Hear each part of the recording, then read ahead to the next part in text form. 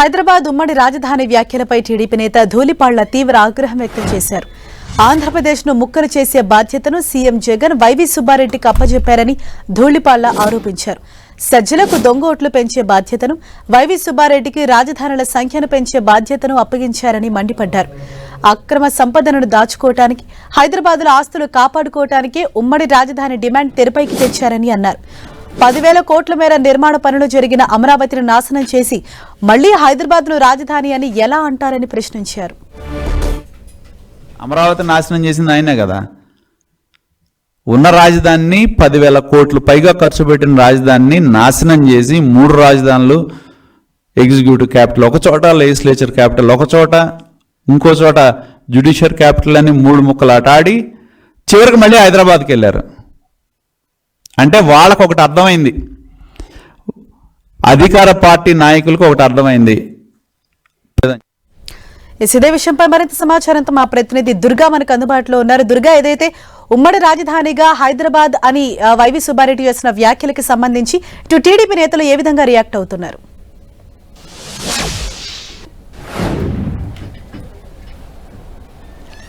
ఇప్పుడు ఏపీ రాజధాని అంశం ఇప్పుడు రాజకీయ వర్గాల్లో చర్చనీయాంశంగా మారింది. నిన్న ఏదైతే వైవీ సుబ్బారెడ్డి చేసినటువంటి వ్యాఖ్యల నేపథ్యంలో ఒక్కసారిగా దుమారం రేపింది. అయితే నిన్న వైవీ సుబ్బారెడ్డి చేసినటువంటి వ్యాఖ్యలు ముఖ్యంగా విశాఖకు పరిపాలనా రాజధాని వెళ్ళడానికి న్యాయపరమైనటువంటి చిక్కులు ఉన్నాయి కాబట్టి అప్పటి వరకు హైదరాబాద్ని ఉమ్మడి రాజధానిగా కొనసాగించాలంటూ కూడా ఆయన చేసినటువంటి వ్యాఖ్యలు ఒక్కసారిగా ఏపీ రాజకీయాల్లో ఒక ఆసక్తికరమైనటువంటి చర్చ తెరపైకి వచ్చింది. అయితే మరొకసారి ఉమ్మడి రాజధానిగా ఏపీ హైదరాబాద్ అనేది కొనసాగుతుందో అనే దానికి సంబంధించినటువంటి నిన్న వివిధ రాజకీయ పార్టీలన్నీ కూడా వాటిపైన స్పందించారు. ముఖ్యంగా బీజేపీ, కాంగ్రెస్తో పాటు ప్రస్తుతం ఇక్కడ ఏపీలో ఉన్నటువంటి ప్రతిపక్ష పార్టీగా ఉన్నటువంటి టీడీపీ కూడా చాలా ఘాటుగా స్పందించినటువంటి పరిస్థితి.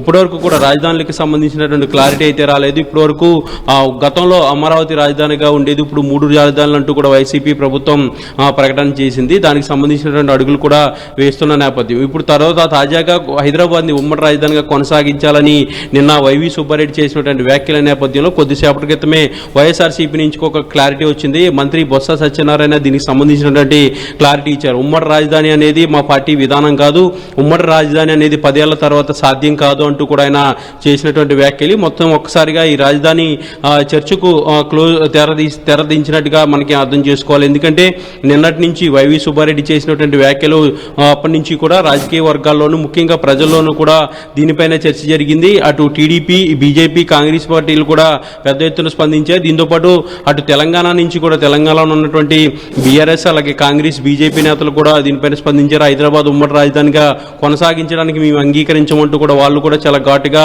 స్పందించినటువంటి పరిస్థితి. అయితే టీడీపీ అయితే ఇక్కడ వైసీపీ నేతల ఆస్తులు కాపాడుకోవడానికి మాత్రమే హైదరాబాద్ ఉమ్మడి రాజధాని అంటూ కూడా కొద్దిసేపటి క్రితం ధూళిపాళ్ల నరేంద్ర కూడా ఆయన కూడా కామెంట్ చేసినటువంటి పరిస్థితి. అయితే ఈ మొత్తం వ్యవహారం అనేది జరుగుతుంది. ఒక్కసారిగా ఈ రాజధాని పైన ఫోకస్ అంతా పడినటువంటి నేపథ్యంలో బొత్స సత్యనారాయణ కొద్దిసేపటి క్రితం ఈ మొత్తం వివాదానికి తెరదించినట్టుగానే మనం అర్థం చేసుకోవాలి. ఎందుకంటే రాజధానులకు సంబంధించి ముఖ్యంగా విశాఖ పరిపాలన రాజధానిగా రాసేందుకు మా విధానానికి మేము ఇప్పటికీ కట్టుబడి ఉన్నాము. గతంలో 3 రాజధానులు ఏవైతే ప్రకటన చేశామో దానికి సాధించే దిశగానే మేము అడుగులు వేస్తున్నాం అంటూ కూడా బొత్స సత్యనారాయణ చెప్పారు. ఇక ఉమ్మడి రాజధానిగా హైదరాబాద్ అనే అంశం అనేది సాధ్యం కాదు, 10 ఏళ్ల తర్వాత ఇప్పుడు ఆ చర్చ కూడా అనవసరం అంటూ కూడా బొత్స సత్యనారాయణ దీన్ని మొత్తం క్లోజ్ చేసినటువంటి పరిస్థితి. అయితే అనుభవం ఉన్నటువంటి నేతలు ఎవరు కూడా ఉమ్మడి రాజధాని కావాలని కోరుకోరు. కానీ వైవీ సుబ్బారెడ్డి చేసినటువంటి వ్యాఖ్యలు వేరు, మీడియాలో ప్రచారం అయినటువంటి వ్యాఖ్యలు వేరు, వాటిని పూర్తిగా వక్రీకరించారంటూ కూడా బొత్స సత్యనారాయణ కొద్దిసేపటి క్రితం క్లారిటీ ఇవ్వడం జరిగింది. అయితే వైసీపీ కానీ, వైసీపీ ప్రభుత్వానికి కానీ మాకున్నటువంటి విధానం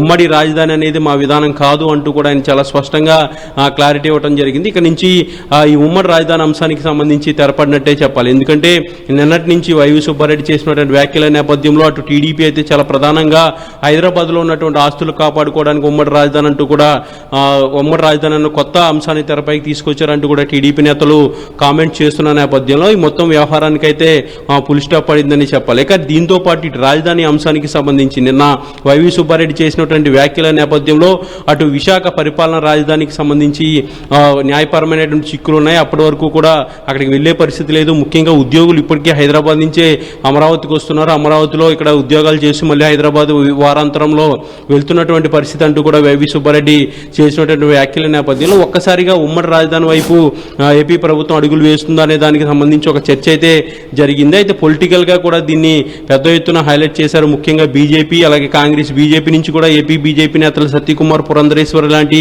నేతలు కూడా విశాఖ రాజధానికి సంబంధించి ఒక గెస్ట్ హౌస్ కట్టుకున్నారు. గెస్ట్ హౌస్ కడితే రాజధాని అయిపోతుందా అంటూ కూడా వాళ్ళు కూడా కామెంట్ చేసినటువంటి పరిస్థితి. తెలంగాణ నేతలు అయితే ఖచ్చితంగా తెలంగాణ నుంచి వెళ్ళిపోయినటువంటి ఏపీ నేతలు మరొకసారి తెలంగాణ దోచుకోవడానికి, హైదరాబాద్ని దోచుకోవడానికి ఇక్కడికి వస్తున్నారు అంటూ కూడా వాళ్ళు కూడా కామెంట్ చేసినటువంటి నేపథ్యం. ఇక్కడ టీడీపీ అయితే పెద్ద ఎత్తున్నట్టు అక్కడ ఆస్తులు కాపాడుకోవడానికి ఉమ్మడి రాజధాని అంశం తెరపైకి తీసుకొచ్చారు వైసీపీ నేతలు అంటూ కూడా టీడీపీ నేతలు చేసినటువంటి కామెంట్స్ నేపథ్యం. వీటన్నిటి నేపథ్యంలో ఈ కొద్దిసేపటి క్రితం బొత్స సత్యనారాయణ ఈ అంశానికి క్లారిటీ ఇచ్చారు. వైవి సుబ్బారెడ్డి వ్యాఖ్యలను వక్రీకరించారు. ఉమ్మడి హైదరాబాద్ రాజధాని అనేది మా విధానం కాదు, అది ఇప్పుడు సాధ్యం కాదు అంటూ కూడా ఈ అంశానికి తెర దింపినట్టుగా మనం అర్థం చేసుకోవాలి. Right, thank you Durga.